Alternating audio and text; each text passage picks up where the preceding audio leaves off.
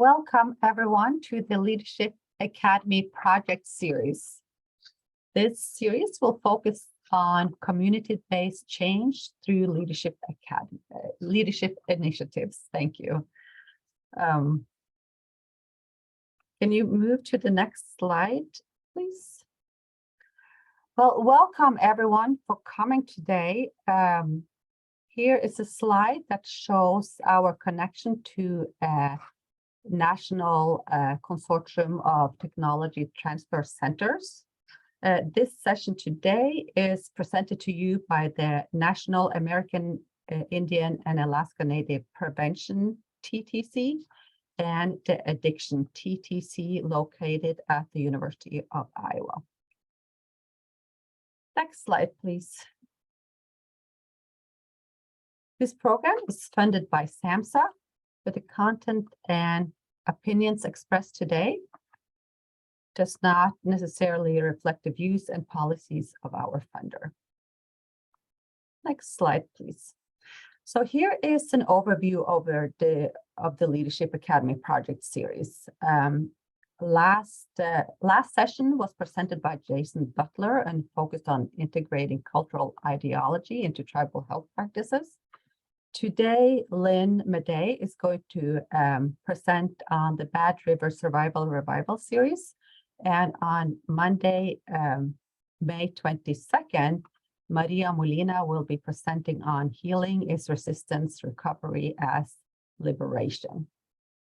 So we hope to see all of you there too. Next slide, please.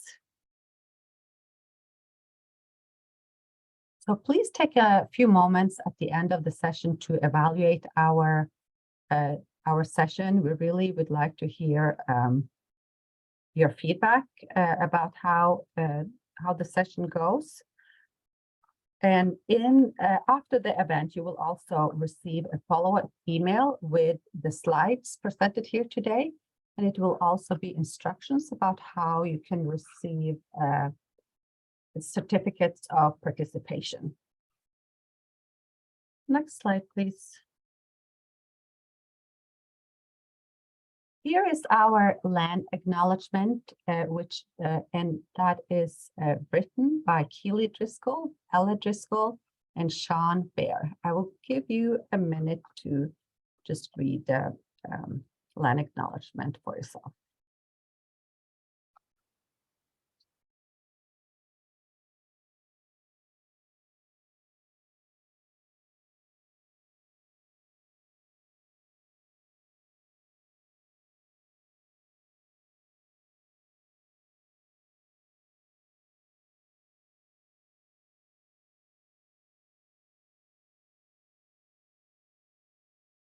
So let's pull up the next slide, please. So with us today, we have Lynn Maday. She lives on the Bad River Reservation with her family, and she is employed by the state of Wisconsin as a senior peer coordinator. She will take questions at the end of the presentation, but if you would like to let everyone know where you're calling in from, please post in the chat. Welcome, Lynn. We're very glad that you are here together with us today and are going to present your project to us. Yes, thank you for the invitation to present.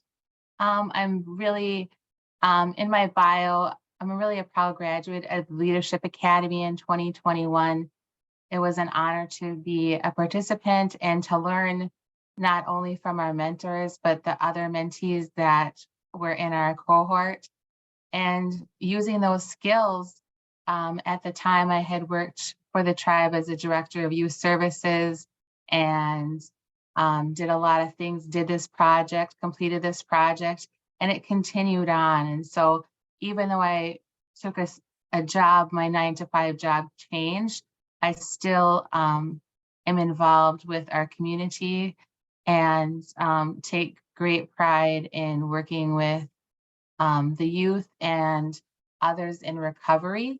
And so I just did a training just last month within the community that was sponsored by a hospital up in the northern part of Wisconsin. And it was wonderful to be in person again, because I don't know if you guys, Zoom is great and it's a wonderful thing, but it's really great to get together with others as well and to share those experiences. So just going to talk about the Survival Revival series. It was my project, and just part of the introduction, when I think about who I am, and I think about who my grandparents were, and this was kind of like how we set this project up for the youth. And I think about, who was my grandfather, and he was a survivor of tuberculosis. He was sent away and almost passed away until they brought him home. And so he was a survivor of that. And my grandmother, who was the youngest of 13 children, and lost her mother at a very young age and struggled with that, and had nieces and nephews that were older, right? And her mother was a midwife and took care of what we would think of as a midwife, but someone that really took care of other women and children. And on the other side, my grandfather was a prisoner of war, and ended up passing away in a mental health institute because he just thought something was wrong with his mental health, and he was actually passing away. And then my grandmother, who struggled with substance use throughout her life, but she's the one that taught me how to bake and really brought a lot of great things into my life. And so when we brought this project, I really encouraged youth to think of who they are. And when we think about the 7 generations and what that looks like for the 7 generations moving forward as well. So this is the timeline of the project. And so we really identified the resources, talked to other departments, reached out and talked to the school. We're a borderline school, so our school is right next to our reservation. And so there's been a lot of history of racially challenges between parents, right? Generations of parents, and then the youth that go to school there. So we really wanted to get everybody on board. And so we did a hunting and mentoring project, and that was really the beginning of this whole series that came to life and continues today. So it's asking people that were hunters in the community if they would be willing to help. We were shared resources with DVR, different state agencies, federal agencies. We had some grant funding, and we also had tribal support for this.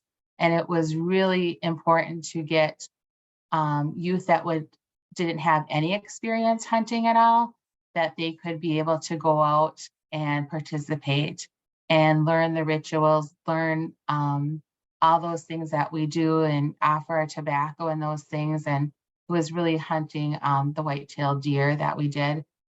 And then we went through and engaged the youth and the elders, because we know that the youth have all that energy, right? But the elders know the way. And so really bringing together those generations through storytelling events.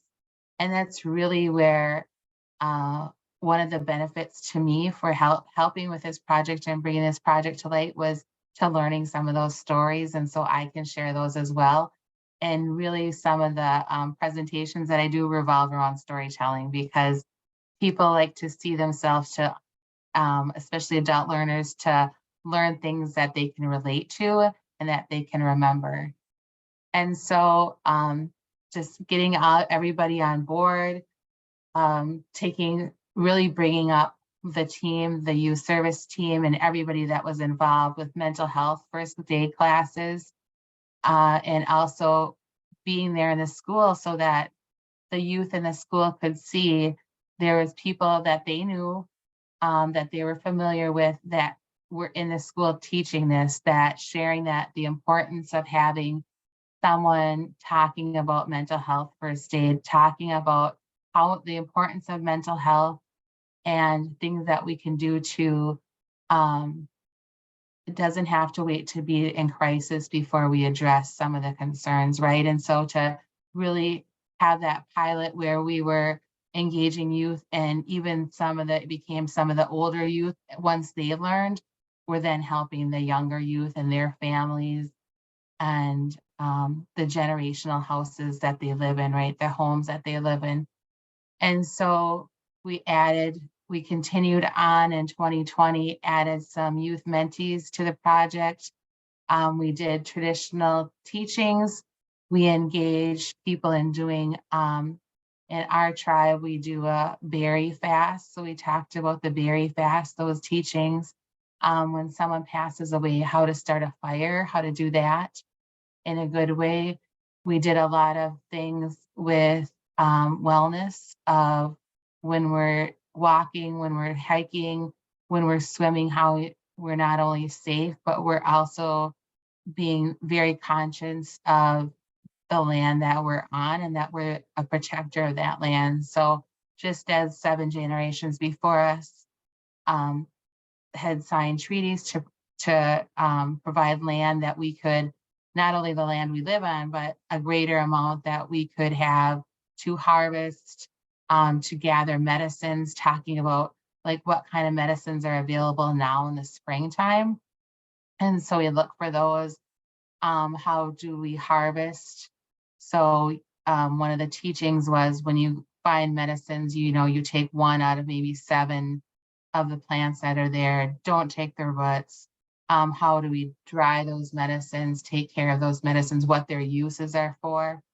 And so it was really interesting to see that we had people that had been removed from the community, right, a couple generations ago, and then having them being right along with the mentors. Well, they knew how to hunt and fish, but maybe they didn't know how to gather medicines, and maybe that they knew how to do the ceremony of how to start a fire when someone passes, but they weren't aware of the process of when somebody gets their first deer and how that is shared, and every part is used in that harvesting. And so it was really a lot of learning, and to capture that, we tried to meet with the mentors and not only capture the storytelling on videos, but also doing a project of what does it look like for a berry fast, and kind of create that so that's not lost then. So then we can carry on with that within our own community. And then we received a grant for having the youth doing internships and earning credits, so they could earn credits through the school. We had worked with the school, worked with the director of curriculum there, and talked about how we could have people, some of the youth, the things that they did in the summer and through the year, they could actually earn credits. So they weren't, and we really targeted the people, the youth that were struggling and maybe were credit deficient, weren't really excited about going to school, that they had the opportunity that they could participate in the program. So we created a youth council. There was a youth council. We had talked about it, I think it was maybe 30 years before this. And so this was our first youth council, 2019 and 2020. These students are now in college. One of them is graduating, and then our tribal chairman is on the right. And so it was really important that we involved not only leadership, elected leadership, but people in the community to see what was going on, and that these youth had a voice in not only the policies that were being addressed at meetings, but they were also involved in projects that were important to them. And to see that, such as going to the indigenous games, such as making sure that playgrounds equipment was fixed, making sure that there was enough vans to transport youth to go to school, after school activities, and do some of those hiking trips and fun trips for the youth. So this is what we did. It was really invite the kids, the elderly storing events, which we still do, right? That was still, we did it the last couple winters.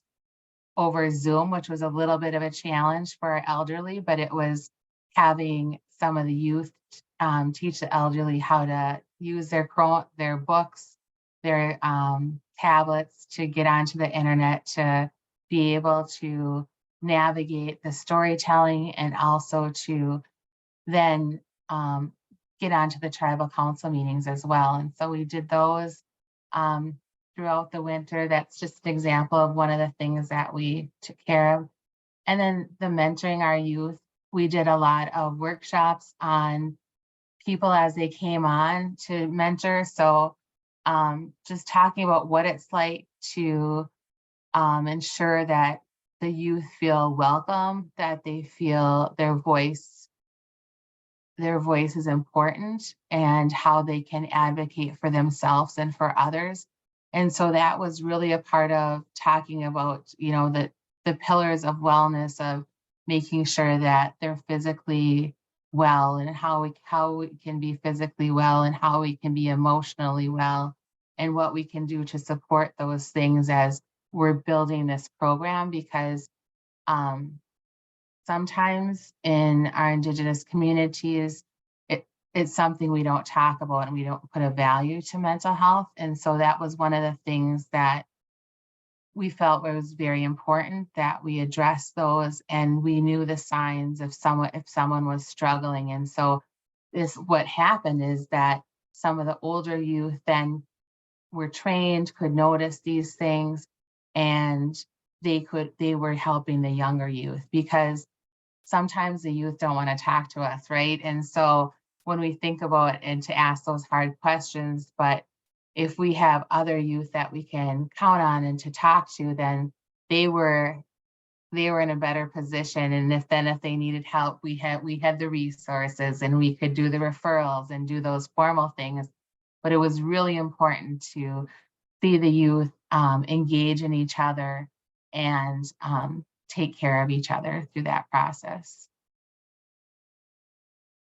So the first one was really volunteers for hunting. And so as I said, we teamed up with the vocational rehab program, excellent relationship with them, really talked about not only at a local level, but at a regional and then at a state level. So what we could do to help the youth. And so the program started with just a small pot of funding.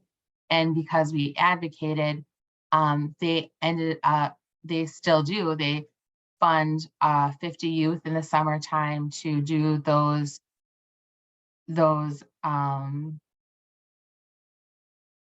I'm missing my Monday, those leadership opportunities to be able to participate, to learn things they're interested in, to help if they have an interest in taking care of maintenance type things, if they have an interest in accounting, if they have an interest in, we had youth that came into our program, right, that wanted to be leaders, wanted to be teachers, things that they were interested in, even youth that wanted to do things at the casino.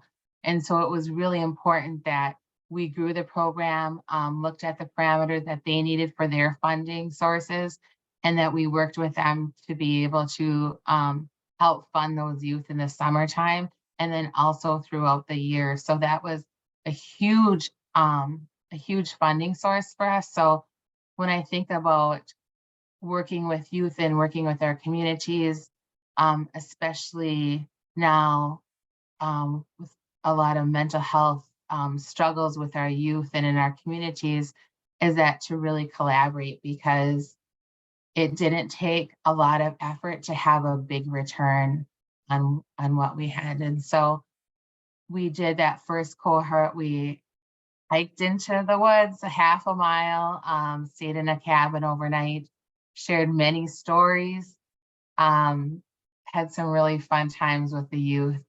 And the youth and the mentors, the parents, it was so popular that we continued to have an increase of participants, because the word got out, right, that those good things. And one of the things we shared is some of the stories maybe stay kind of within our group, but that teaching that those lessons that we learn, those cultural things that are important to us as a community, those continue to grow and share. And so we still have a lot of good stories about those first trips. This was one of the things that we put out, and we wanted to make sure that everything was formatted the same so that they knew what the Survival Revival series, that it was something that was sponsored, that we were not only doing an event, but it was also talking about those wellness activities as well. And doing the teachings, all those outdoor skills, ensuring that youth, not only were they camping, but they were learning how to cook for each other. Everybody had different jobs within those activities, and that we were safe and taking care of each other. And so to really capture those grandfather teachings that we have, and, really leading with love and humility, and understanding that as we learn together, we're stronger together, and to really take those relationships, those one-on-one relationships, those greater relationships within those activities, and push those out into the community so that could grow for others as well.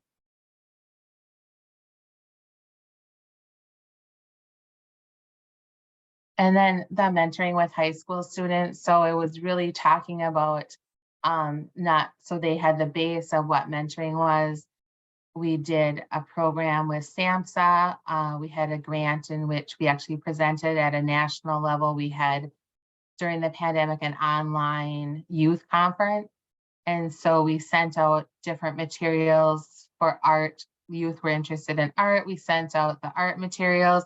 If they were interested in photography, we provided those things. We had a rapper, and so he taught us different ways to express ourselves through rapping. Really, it was a lot of poetry and expression. We had a dance team. We had, I think those were the main ones, but it was the ability then that we could get online, share those experiences, break out into groups, and do those things so that we can continue on and to grow the youth and what they're really interested in. And what we saw is that a lot of them continued, and a lot of them changed and went to, we had a dance competition, right? TikTok dances, can't forget about those, right? So we did a ton of different things. And what we saw in those groups, the kids that maybe wouldn't normally talk to each other, say hi to each other in school, they were friends, and they continue to be friends. So those groups that started with the mentoring with the high school, and then they were in middle school, and like the 13-year-olds, some of those kids are graduating this spring. And so it's really nice to see that they're continuing, and that their attitudes about teaching the younger youth continue on, and then the younger ones are also continuing on as they get into high school as well. So it really built up our community. We had a lot of overdoses, a lot of really early deaths in our community, and this was one of the ways that we addressed that, is to look at our youth and think about the prevention activities. And those dollars were very well spent with the collaboration of several people. So we talked about their strengths, right? What their skills, their interests were. They signed an agreement, stay away from drugs and alcohol. If they were having suicidal ideation or thoughts of hurting themselves, that we had a wellness plan for them. Everybody had a wellness plan. And so what identified people, their strengths, who they could call on, who they trusted, and to really put it down in writing, and so that they had that to keep with them, and that, took a picture on their phone. But when they were having struggles, that's something that they could refer back to. Audrey Lord has a beautiful one online that I still use in my work today, and it's really the heart model, and it's beautiful. So give a shout out to her. And then just really talk about what the project specifications were. There was no ending date for the program. It would continue on. And then really talking to department heads, collaborating with different organizations within the community, and even a little bit outside of the community. So we probably went even as far as, because we're very rural where I come from. And so even like 30 miles away, that there was youth that participated in some of those projects as well. And so really trying to see what their interests, and then support that with a big group in those cultural activities as well. And so that they were successful, they knew who to ask questions, they knew that they always had that support. And then we did weekly check-ins. We were able to go into the school, and we're also able to, in the summertime, meet on a weekly basis. And some of those times the meeting was, we live right on Lake Superior. So when it was warm enough, which I don't know if it ever really gets warm enough as I get older, but the youth thought it was a good thing to go swimming. So we would have, campfire, talk about things, try and make it as fun as possible, and just have those walks. Because what we learned is when we were walking, when we were hiking, they really shared a lot. And so maybe we didn't get a lot of data when we were trying to have those one-on-one interviews with them or do a survey. They weren't really talking about a survey. But if we could actually get them involved in activities and just kind of try and capture some of those, their insights, we did that as much as possible. So we also had a debrief as well after those check-ins. And then the internship, it was the same as just went a little bit more in depth with like the 16 and 17-year-olds, and that was really engaging as many people as possible. And that's the biggest takeaway for me in this project was being open to collaborate with people that you may not have thought of collaborating with. And it was clinics, hospitals, different tribal agencies. We have partnerships with different tribes within Wisconsin, even one in Michigan. Just in talking to the elders, that one of the coolest things that we got to do is do some work for tribal elders if they needed their grass cut maybe, and there is something that they needed in their yard or something hauled out, and they would make some lemonade and the youth would come and help them out, and just to have those conversations. And it was really beautiful because once the word got out that the youth were doing that, when we first started that back in 2019, I think now like the waiting list is large, and everybody enjoys that rate of having that conversation, especially in the summertime up north here, right, where it's a beautiful 60 degrees today and it's warm and people can sit outside. And so during the pandemic, we were able to share that space with each other in a safe way.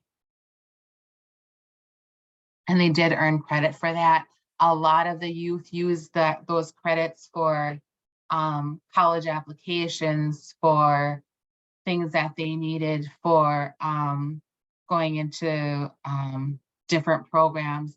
And it really showed that they could take ownership of what they were learning. And it was beautiful. It still continues today. And then to see the younger kids know that when they turn 16 or 17, they'll have this opportunity to sometimes do it throughout the whole school year. And so it's been successful in getting our community thinking about how we can help each other, and really growing the mental health, talking about it, because I think when the youth are trained and continually have that training is that they know what to look for. They know how to take care of themselves, and not only to take care of themselves, but to take care of others. And so that was really important. The internship continues. So we have some youth. Currently, I work for the state of Wisconsin as a subject matter expert in peers and peer support, and that's people with lived experience with mental health and substance use. And so we have our drum and our youth drum, and so they got to drum at the Capitol, and then they also attended last year, and then they'll attend this year again, the mental health substance use state conference, in which they opened up for, I think there was about 1,200 people there. And so it's a really good experience for the youth to see what's outside of the reservation, and to see that they got so many compliments, beautiful, and that continues on. And so I think they do about 4 different events during the summer, plus outside of the local area. But they just did our sobriety conference last month in Bad River as well. So one of the things that we talk about is in the survival revival was things that are traumas to consider. And so when we think about things that we have gone through, historical traumas, and that those are within our DNA, right? And so when we think about those things, we acknowledge those things, we talk about them, and that really brings up that it's number one, that it's okay to talk about. Number two, that it's okay that we can talk about it not only within our project, but we can talk about that with our family. We can bring that out into the community. And how do we move on from that? How do we acknowledge it? How do we advocate so that it doesn't happen again? And the big thing that is the last one is the othering. And so we saw within our school that, oh, it's those other kids, and in our community, oh, it's them over there, and it's the people that live east of Ashland. And so we really wanted to take that, and what can we do to change that? And so it was having the hard conversations, and it was a lot of the blame game at first. And then we dug in and we talked about how can we stand up for each other and show and share, teach that cultural compassion. And I think, considering the similarities and differences and communities, but really acknowledging that Indigenous people have different experiences than non-Indigenous people, and teaching that, and being able to, when you're faced with that kind of maybe a reaction within society, that it's okay to call it out, and it's okay to use it as a teaching lesson, and to build the confidence in that they're okay to advocate. They felt that they knew enough about it that they could advocate for those things, not only to other students, to teachers, even administrators. We had some even go to the school board and talk about how they wanted to have eagle feathers on their for graduation, which wasn't allowed previous.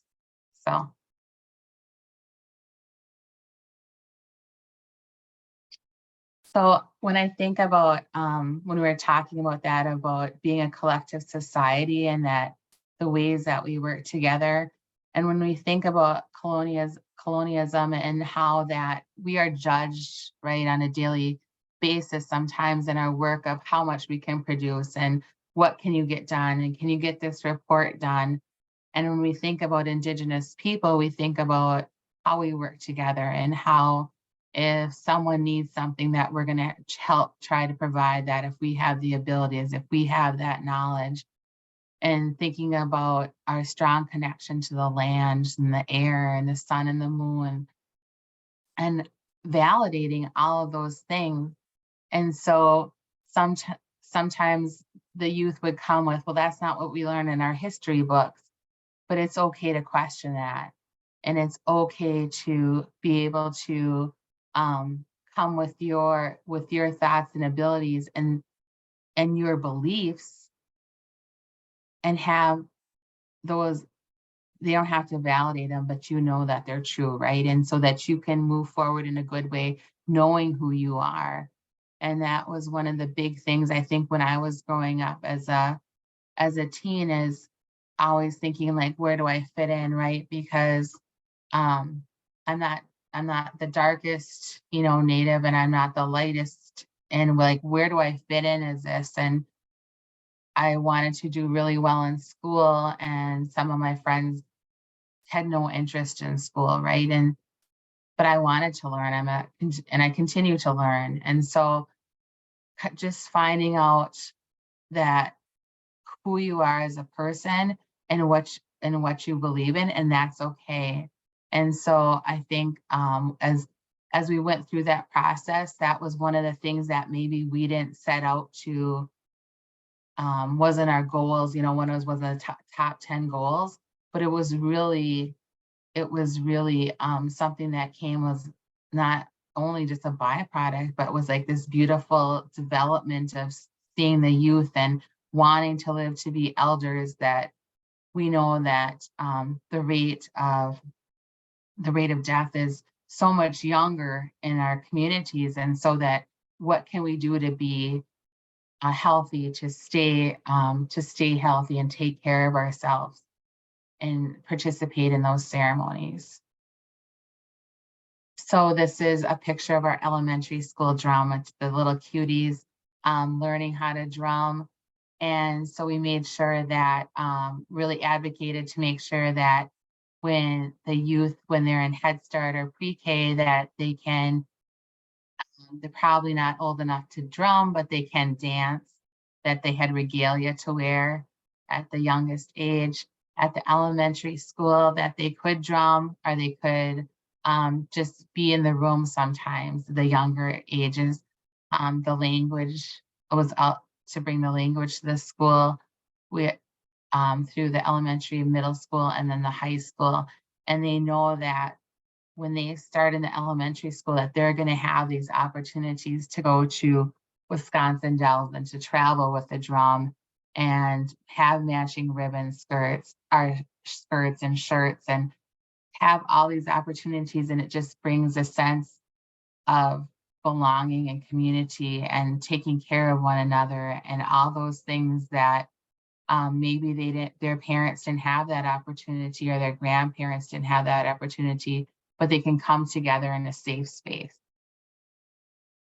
and be themselves. So it was really talking about healing. And so how do we heal, and how do we, when we're talking with one another, to not argue with what someone's experience is and what they felt. And when we had siblings, some of the funniest stories is when you have siblings and then like, that's not how it happened. That's not what mom did. She didn't say that. And just to hear those conversations, is that people that were born and live in the same and live through the same experiences, right, sometimes don't remember that it doesn't affect them in the same way. And so just being able to be with each other and to listen and hear each other, and not in a non-judgmental way, is powerful. And that's really what being a peer and being there for each other and walking through those experiences, good, bad, ugly, everything, and thinking about all those different things that we do in our culture and those ceremonies that we practice. And just 50 years ago, we had to do them in private, and we lost an elder last year. His name was Joe Rose, and he taught us so many things during our Survival Revival series. He loved it. And he taught us about how when he was a little boy, they would go deep into the woods to practice their ceremonies because they couldn't. They were outlawed. And so in the state of Wisconsin, you could not practice, and there wasn't freedom of religion. And so what did that look like? And sharing his stories and how people gathered, and talking about sharing a meal with each other and what that looked like with a great big fire and pot, and big pot to cook your soup and your food in, and sharing those things, and always making sure the elders ate first, or making a plate for your elders, and things that we would have never, we may have learned and heard the story, but to have an elder of that caliber to tell us and share with those things were precious. And so when I think about this project, and if there was one thing, it was really how we treat our elders and make sure that they're involved in those things, and that their value comes through for everyone in the community, and that that they get the opportunity to participate and be heard, because they have some of the most beautiful things to share. And so I think that was something that I really felt strongly about, is just having those elders involved. And then talking about, how are you going to step forward and lead? Are you going to leave and go to college? What do you want to study? Are you going to stay here? Do you want to be an entrepreneur? Are you going to write a book? How do you want to live your life? Do you want to get a lease and build a house, on the reservation? What do you want to do? And just working through those things of, how do things get done, and how do we get a lease, and how do we take care of each other and in our culture and our community. And so it was a lot of different conversations that were very powerful. And the pandemic. So the pandemic, I had to add these slides because this is what happened. So within our community, we live right on US 2, which goes across the United States. And so we're very rural, as I've shared, and we have one casino, and they shut the casino down. So that was our source of income for our tribe. But it was important to take care of our elders. And so we stayed in place. It was important that we made sure that we were taking care of each other, delivering meals. Our youth department worked with the school, delivered meals, made sure people were taken care of. We started to see substance use increase, really tried to put positive things out all the time, right? So there's like crazy videos of us doing stuff on Facebook, or just to try to get people, engaged and laugh and come through and do drive-through events, and make sure that we're checking on our elders. And even though we couldn't do ceremonies in groups, we did ceremonies together within our bubble, right? And so we just did the best we could, but it was always to think of ourselves, not just who you are as a person, but to think of ourselves as a community. And so I think that was one of the greatest things that came from the pandemic, is that really to think of that communal society, and how we can help one another get through some of those times. And so one of the things that we talked about is really the values of the peer values, and that's really connecting, is to try and make the connections, provide internet access for those that didn't have internet access, a tablet or something that they could use to get internet access, making sure that we were not only taking care of elders, but families that needed additional assistance, exploring what was going on, how are they feeling about things, were they doing their schoolwork. And we had one of the biggest challenges is that in our community we have grandparents and aunties and uncles that are raising children, and so making sure that we had like Chromebook cheat sheets, like this is how you get in to do this, and meeting with people. There was a lot of putting on your mask, being outside, trying to share things with each other, creating spaces where one person would come in, disinfect, another person would come in and we'd help share those things. But just making sure that everybody was supported and felt like they were in the best place that they could be through a pandemic, I guess, if there is such a thing as the best place. And then just supporting one another and planning what we were going to do so those cultural events weren't lost. So maybe we were getting together to do making moccasins, having powwows. We weren't getting together to do gathering, but people had the tools that they needed to gather within their own family unit, within smaller groups, that spearfishing, maple syruping, collecting that sap. We did a lot of different things of just having smaller groups, but continuing to do those things so that those things weren't lost, and especially storytelling. We try to do storytelling. We partnered up with the colleges, with the school, doing winter games. Snow snake is one of the things that we do. And so creating snow snakes, hand drums, so that even though maybe you couldn't participate in the big drum, you had a hand drum and you could practice those songs.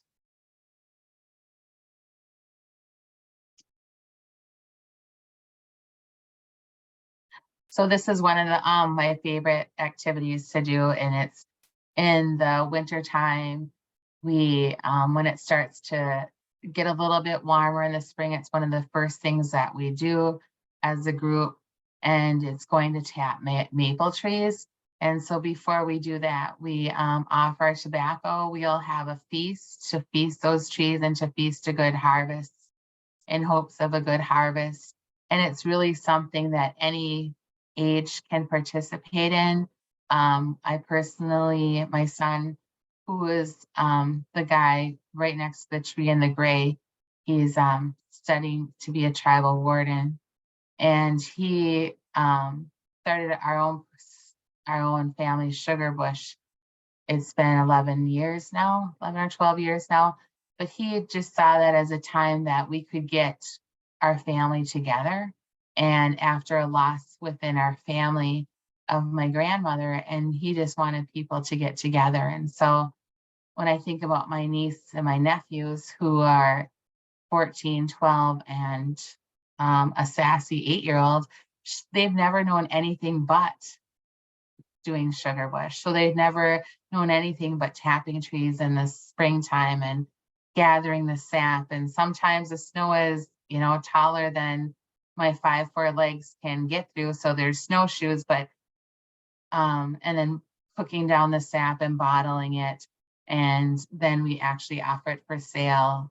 We give a lot away to elders, and we also offer it for sale within our community as well, within our gift shop. So this is one of the pictures of getting kids together, providing snowshoes, providing kits. Then during the pandemic, that if families wanted to, having a community boiler so that they could have access with wood, providing some expertise in that so that they knew how to test the sap and when it was ready to be syrup. So really, peer values is something that I've grown. It was a part of me for probably 5 or 6 years now when I became certified. But it's really something that I feel it's very parallel to Indigenous people and people of the greater majority. I guess that's some language that I've changed from being BIPOC to being people of the greater majority in the world. And so, like, how do we connect with our families? How do we connect with each other? And when I think about things in like the Hmong community, when we were rewriting curriculum this past year, she shared with us that the women will get together and garden together, and that's like their biggest time to share with each other what's going on, the good, the bad, everything, and just to have those conversations. And I think that with like youth that we work with others that we talk with, is that when we're doing something together, you don't need to make eye contact. You can talk freely, right? Nobody's giving you a facial expression or anything like that, right? You're being yourself and being busy. And so sometimes those words flow in the mental health. We can talk about those things because we feel we're in a non-judgmental space. And then what are our resources? Who are the keepers of our knowledge? And what can we share with each other? And so that's one of the biggest things for in this project was to really examine not just who we thought as we're leading the project, but it's also who the participants thought, right? What are the resources, the community, the people that we collaborate with? What did they need for their grant? What did we need to provide for them for deliverables? How could we expand this? How could we advocate for additional funding? And then the leadership involved the clinic staff. So we talked about having peers at the clinic staff in the clinic area. What does that look like? What does it, those resources available so that there could be a direct link that if youth were needing additional services, there was a referral. There was no need, it was a warm handoff. There was no need for someone to be separate and make an appointment at the clinic. It was a smooth process. It felt good. There was no stigma involved with it. It was going to the clinic. And then some of the other questions is what do we need? We needed another van. We needed to make sure that we're using our resources efficiently, right? And so one of those things we talked about is the tribal communities had a lot of resources and sometimes things that just like sit in a garage somewhere that weren't even being used, that maybe where we purchased from a grant. So really taking inventory and talking and doing the legwork and seeing what we could do. And then just what we can do to continue the program. Even if we don't have funding, we still have the knowledge, we still have the resources, we can make with what we have, right? And so how do we continue to expand it? How do we make sure that we're delivering it, that people that come in when there's personnel changes, that they're all trained, that they have that ability to recognize mental health challenges, that we still have a running club, a biking club, that we have things that, photo taking, dance classes, things that kids can get together, beading and regalia workshops, that everybody has something that they can do. So you don't have to be the best athlete. You don't have to have, all the equipment to do different sports. It's really meeting the youth where they're at, where their interests are, and being able to move forward in a good way. And that's the next title to my slide. And so the other thing is really the 4 pillars, which I spoke about: the physical, mental, emotional, and spiritual. We have someone that comes to the community monthly that we worked with social services, and that if youth don't have an Indian name, that they can get that Indian name. That can happen for them. If they are struggling with different things, there's abilities to go to sweats. There's help with things for schooling, like homework kind of help, things that they need to really take those things into consideration. Nature. So, right, we're connected to the earth. And so we think about the plants and the water and the woods. We're in a position where we don't have a lot of resources, monetary resources, but we have a ton of natural resources. And so learning more about eating natural foods, the importance of water, herbs, medicines, plants. My dad, this funny story I have to tell you, my dad was not raised very traditionally. And so he kind of,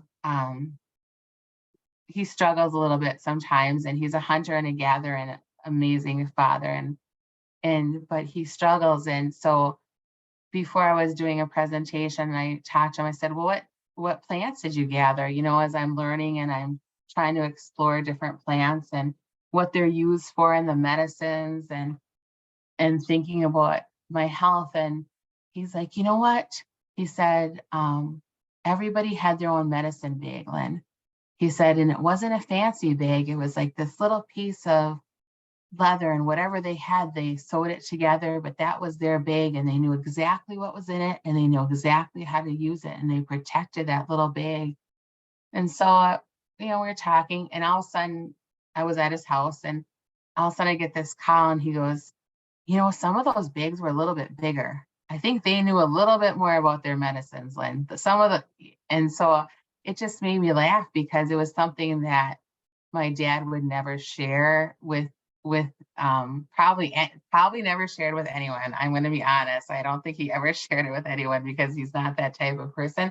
But just having that conversations, and that's what we saw a lot of, is that asking questions and in a respectful way, providing the tobacco, being present and sincere in our asks with elders and others. A wealth of knowledge was shared. And so we talk about lacrosse. So lacrosse is a big thing for us. That game has been played for hundreds of, probably thousands of years, but hundreds of years in our community. And it was actually played with a local community, and that's how they would make decisions. And so we have pictures from over 100 years ago in a historical in Ashland in our local, and then now we're creating a museum as well. But just bringing some of those games back. And so now those games aren't just played in the community, they're played within the school as well, a couple times a week. So, always trying to build those relationships with the schools, and then all of our ceremonies. And so some of the things that I can share is the smudging. And so really trying to clarify our thoughts, being in a good way, thinking about those grandfather teachings, using our cedar.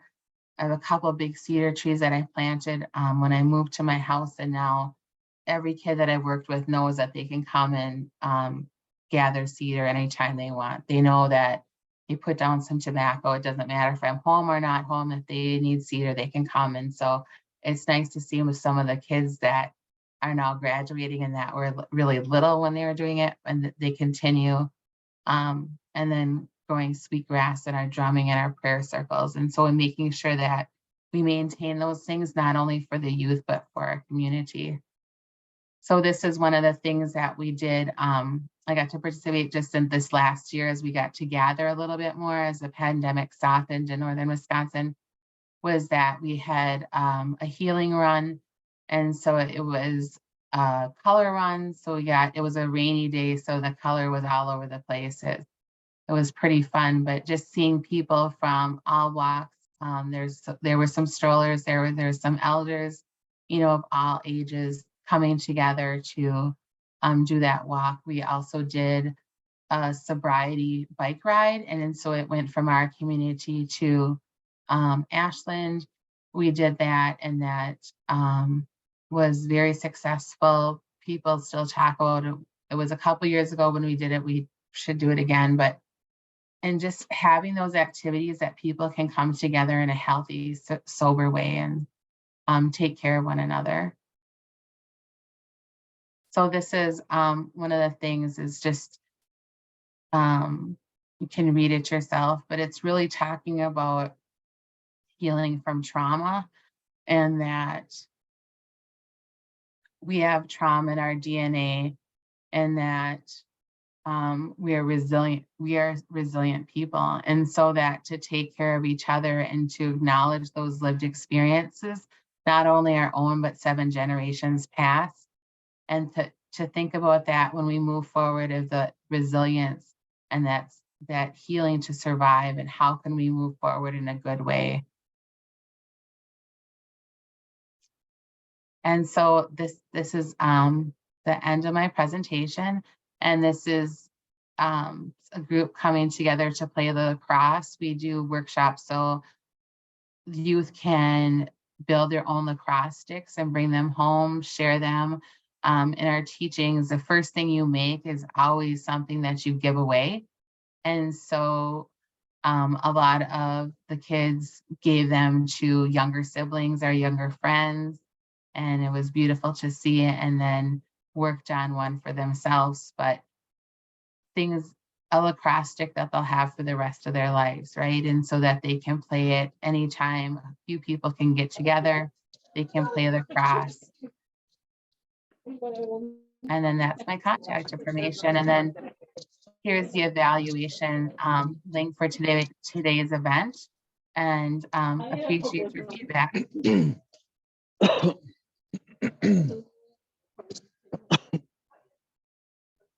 Thank you so much, Lynn, for the presentation. Many of the things that you mentioned really resonate with me. I come from 200 miles north of the polar circle in Norway, and I grew up participating in a lot of activities outdoors, walking in the mountains and fishing and picking berries. So I can understand the value of that in your community. And anyone, if you're not speaking, can you please mute yourself?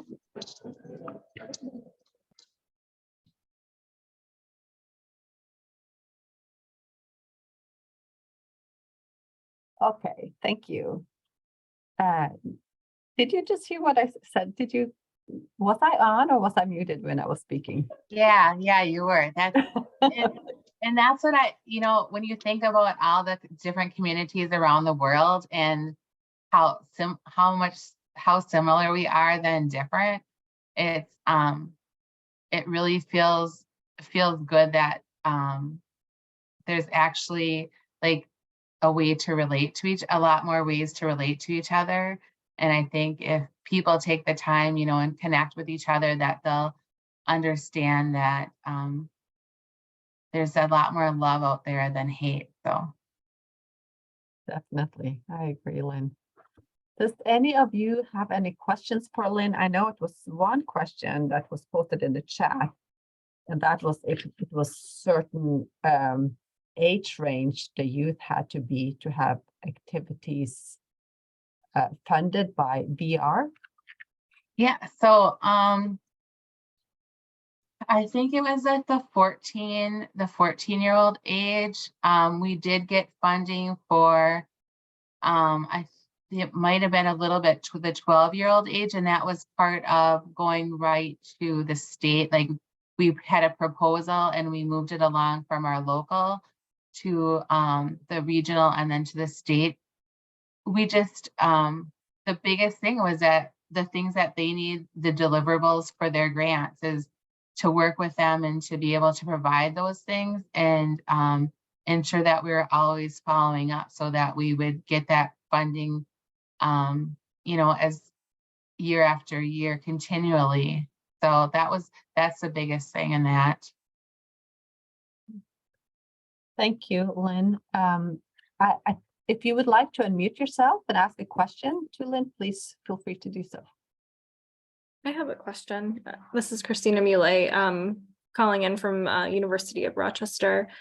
I'm just reflecting on the activities that, Lynn, you were able to do with the children and youth of your nation, and just how beautiful the activities were. And I have to think that your own Native background helps to facilitate the building of those relationships that you have with the kids.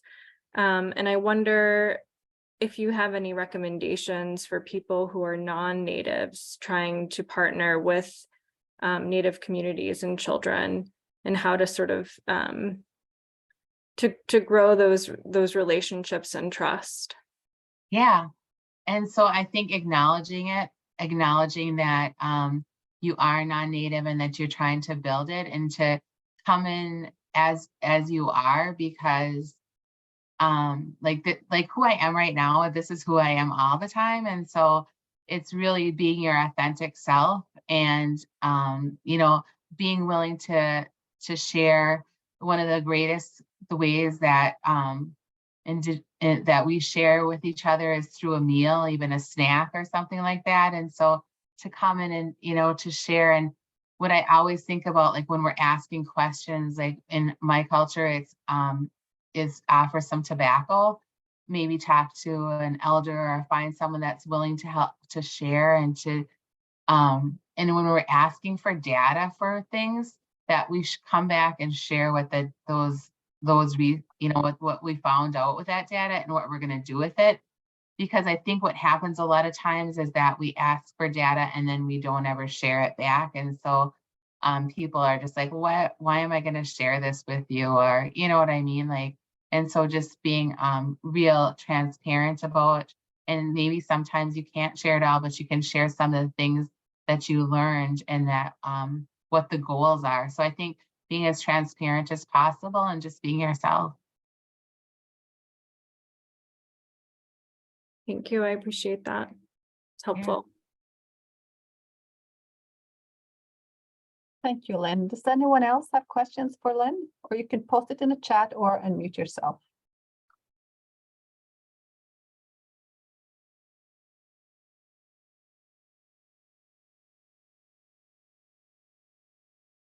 Yeah, I have a question, Lynn.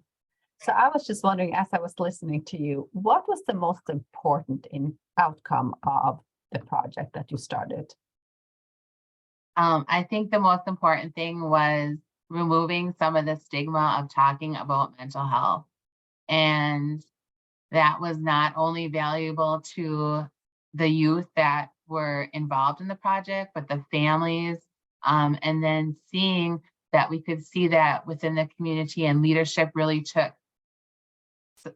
note of it, and that we were able to work with the clinics and the school and to share how important those outcomes were. Because I mean, as in every community, right, we're touched by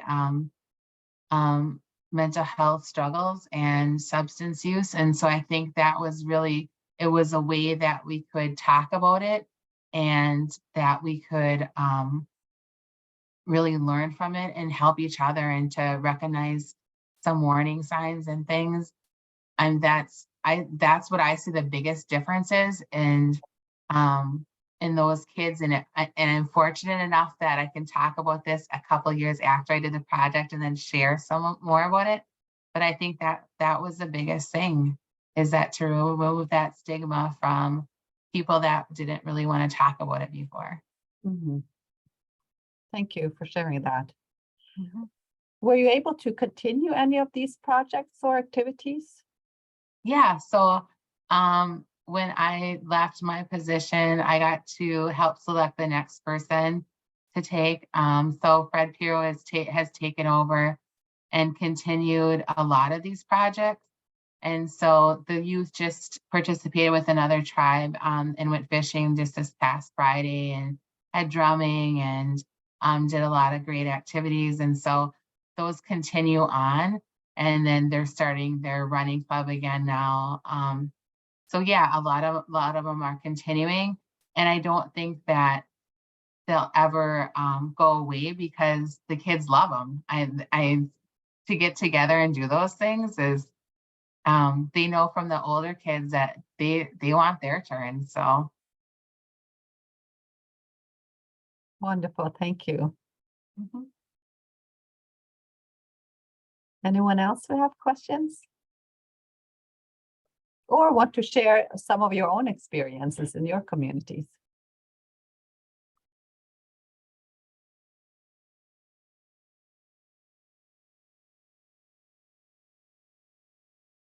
Yeah, feel free to share. Like, I'd love to learn. I could from other people. That's the best thing.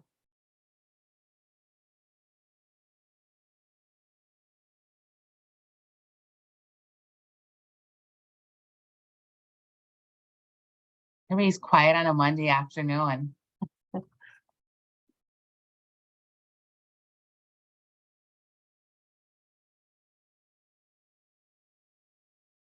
Well, for the one who's been working with the Leadership Academy, which Lynn was a part of in 2020 till 2019 till 21, it was extended due to the COVID that we went through, all of us.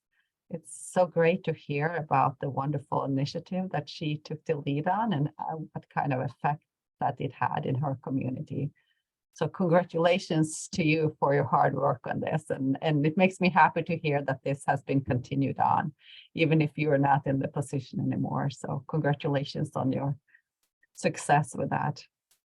Thank you. And it's all the people that collaborate together, right? It's not my success, it's our whole community's success. And so to celebrate that with each other is one of the greatest things, is that I never want to take the accolades. I want to share, because it's the people doing the hard work. You know, I wasn't always the one out there doing the hunting or the fishing or teaching some of the stories, but it's value. It continues to hold value.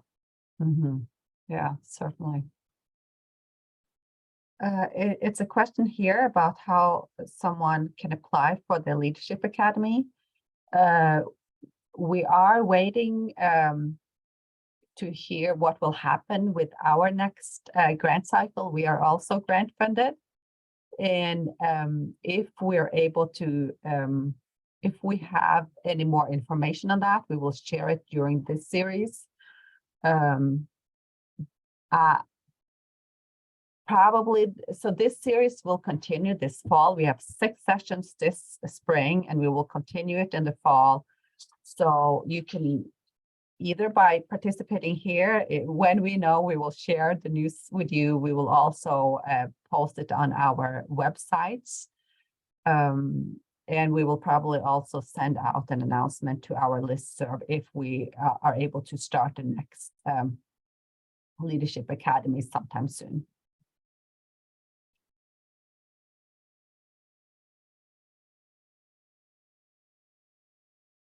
Okay, thank you all for the nice comments here. Lynn, they're commenting on the wonderful webinars and to hear about the ideas and incorporate the ideas into their own program. So that's great to learn from each other. Thank you.